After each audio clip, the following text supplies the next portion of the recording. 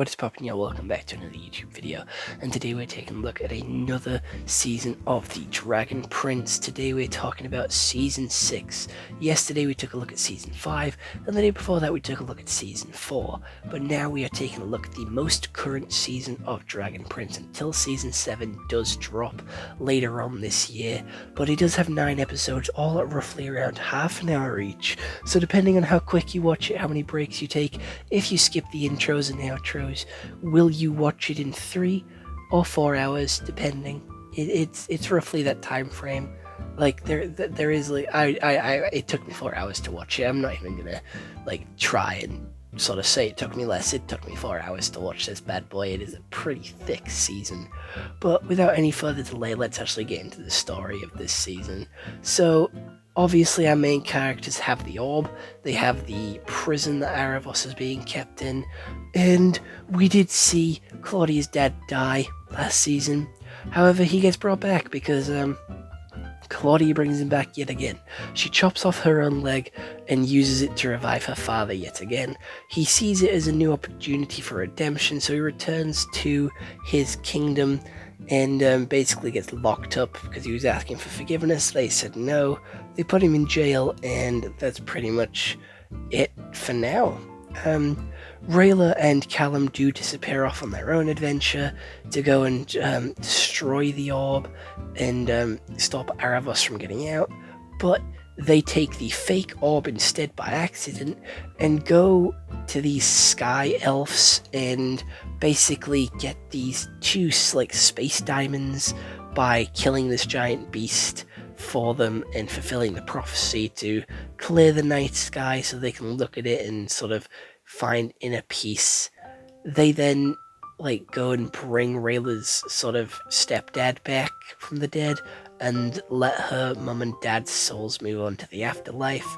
Callum then sees his kingdom burning in the distance, and swapping over to that kingdom, giant like dragon is attacking it, and Claudia's dad has to then use dark magic once again, which he swore to never use, to save the citizens and make them like fireproof, and he ends up dying in the process. Claudia then has a change of heart. She stops looking so evil. She changes her mind and doesn't want to break up with the woodland elf. He makes her a peg leg, and they start heading to the castle, obviously to see what path Claudia should go on, whether she should continue down this path or change her ways and go down a different one. She ends up getting to the sort of castle and finding Aravos' orb, finding his crystal, and they find it and release Aravos to the world, and that's where the season ends. Very, very dangerous things happening this season. I'm going to be honest, the action in this season was absolutely incredible. I loved Rayla's and Callum's sort of fight scenes, how they worked together as an absolute unit. We had them kissing as well, and that scene was kind of spoiled for me because I was scrolling on my phone whilst watching this season. It did not manage to keep my full attention, I will admit that, and it did sort of pick up my attention when they did go to kiss. However, I was scrolling through Instagram Reels, so I did have Fall Guys music playing in the background, unfortunately. So it did kind of kill the mood, kill the tension, kill the sort of vibe that they were setting up for this sort of big scene where it had them kiss, and it was entirely my fault, so I do apologize for that.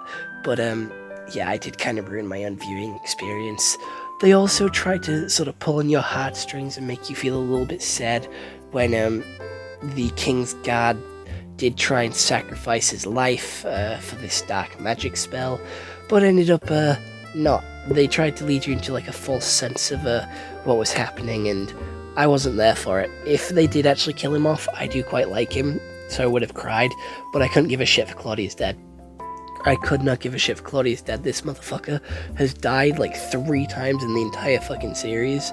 If he comes back again, I'm calling bullshit. I am calling fucking bullshit. Claudia cannot lose another leg for this man.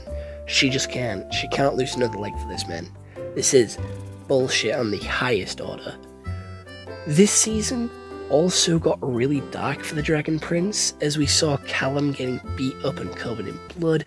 We saw Claudia going really dark and evil, getting really sadistic and scary towards like the first episode, which I thought was really fucking cool and a really interesting look for her, but she is changing her ways and turning over a new leaf. And this is also one which changed the intro from Aravos picking up a statue of her father to picking up a statue of her. So every season has had a change of an intro. The first one, he was picking up a statue of Callum. The second one, he was picking up a statue of Claudia's dad. And the third one, he's picking up a statue of Claudia. So it is showing his 3 separate puppets. It is showing his 3 separate people. And it is turning them into stone, like they're not real to him. Like they're just pawns. Like they're just things to control, use, and sort of take advantage of, which is like a really good sort of interesting thing for the intro. So it just goes to show like who the main focal point of each season is and who is going to be like the biggest helper of Aravos for those like seasons. Again, we did have Callum, the first one. That was when he first got possessed and first sort of went evil because of Aravos and when it all started kicking off. The second one was with Claudia's dad. That was when he used a hell of a lot of dark magic and went into that trance for the whole season. And now we are going with Claudia, who again is the one who set him free at the end of the season in a pretty cool final. Again, this season had a really awesome final with Rayla bringing her stepdad back at the same time as Claudia bringing back Aravos to the land of the living. So it is really cool how there was like those sort of similarities, those elements, those sort of matching fates of these two characters getting brought back at the same time. I thought it was really cool, really interesting, so just some really good poetic storytelling. It was a really good season. Again, the animation and the voice acting is really good. The animation has not changed. The quality has stayed the same, which is really good. Hasn't dropped and it hasn't sort of got better either. It's just a nice average, so it isn't jarring when watching the whole season. You can watch like all the seasons and like the animation style does not change. And I think that's really good. Because, for example, if you're watching SpongeBob, if you're watching an older episode compared to a newer episode, you can definitely see how far the animation has changed. And it does look a little jarring and a little off, especially when you're binge watching a show. I know you wouldn't necessarily binge watch SpongeBob. Again, there's like 23 seasons of that shit. But I am just using that as an example because it's the only one that's coming to my head.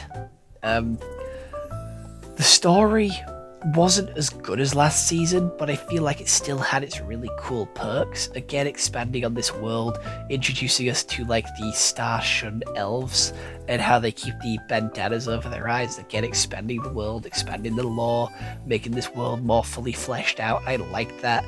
I wasn't a huge fan of sort of the Kingsguard mission.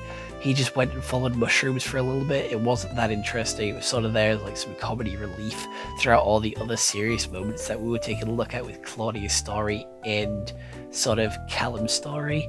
This show has also fallen into the Netflix trap where there is too many characters to follow, so it just splits up the story into segments, very similar to how Stranger Things and Umbrella Academy works. Because they have such a huge cast of characters, the story does have to balance and bounce around from character to character, from people to people, to sort of piece together like this whole episode. So some episodes, some characters don't have a huge amount of screen time, but other episodes they do. It's just how everything falls into place. And I feel like if they just kept all the characters together like they did with like the first 3 seasons, you wouldn't have to have so many chops, so many different character arcs, so many different character stories, so many different sort of perspectives and paths to go down and story points to remember, because it's always like 3-4 groups, so there's always like a lot to remember, and just when one story's about to get good, it swaps to the next one, and it's really gutting and also really obnoxious as well. But I don't know, I don't mind it, but there is its perks and there is its weaknesses, and for Dragon Prince there is a lot more weaknesses for its perks, because again, like I don't see why they had to make like a new model for like some of these characters. They could have just made a couple new pieces instead of like a big thing. And I don't know. It is a really like good season.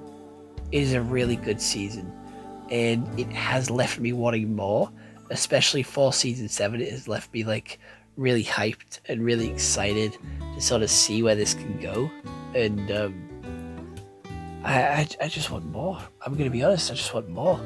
I love Callum's voice actor. He played Sokka in Avatar: The Last Airbender, and he plays the Monkey Kid in the Monkey Kid show, and he's just such a good voice actor. He's so good, he's got such good range, he's a really good comedy character, and he plays the part of Callum so well, and he can take those serious moments, and honestly, this is one of the better seasons of Dragon Prince because it just opens the door for so much and to expand the story so much more.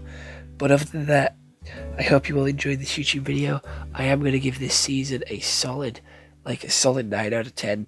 But other than that, I hope you all enjoyed. I'll see you all next one, and hope you all have an excellent day. Bye bye.